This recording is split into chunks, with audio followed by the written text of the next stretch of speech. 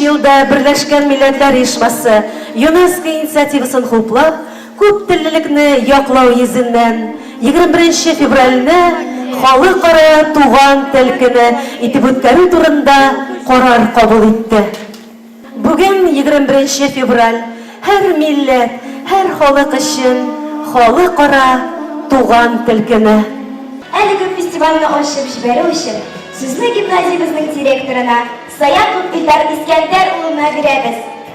К этому дню мы в этом году шли долго.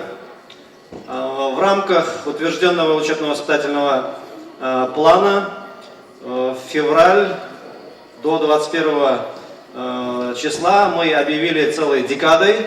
В течение 10 дней на тему родных языков в стенах гимназии проводились разные мероприятия, где звучали стихи, песни.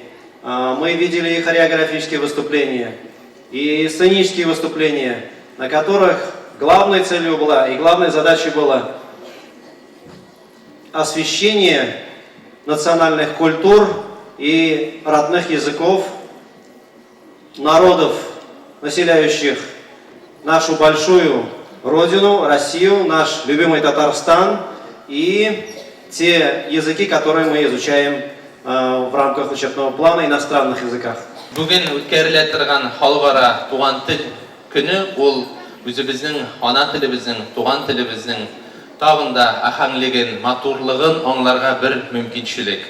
Һәм менә шушы күп профильле мәктәптә шундый мөмкинчелекләр, дәүләт шундый мөмкинчелекләр тудырган уку бинасында үзебезнең шушы гырыф-гадәтләрне, йолаларыбызны, тарихыбызны, мәдәниятебезне җиткерү өчен тел аркылы менә шушы чарада җиткерү өчен ул әлбәттә менә шушы хөрмәтле укучылар, кадерле укучылар, сезнең әле тагын да башларыгызга никадәр милләтебезнең көчле икәнлеген, бердәм булуын һәм телнең матурлыгын, ахаңлыгын сиңдерер өчен бер чара.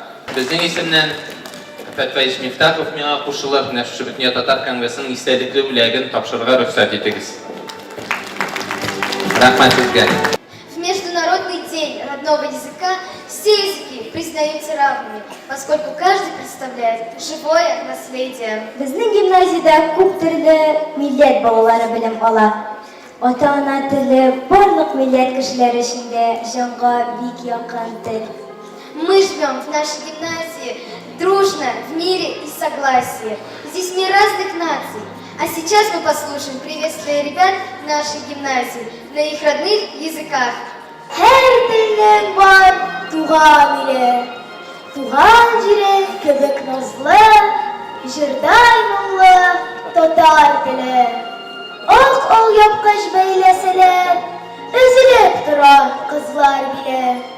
Кызлар кебек шат чырайлы, ачык йөзле татар теле.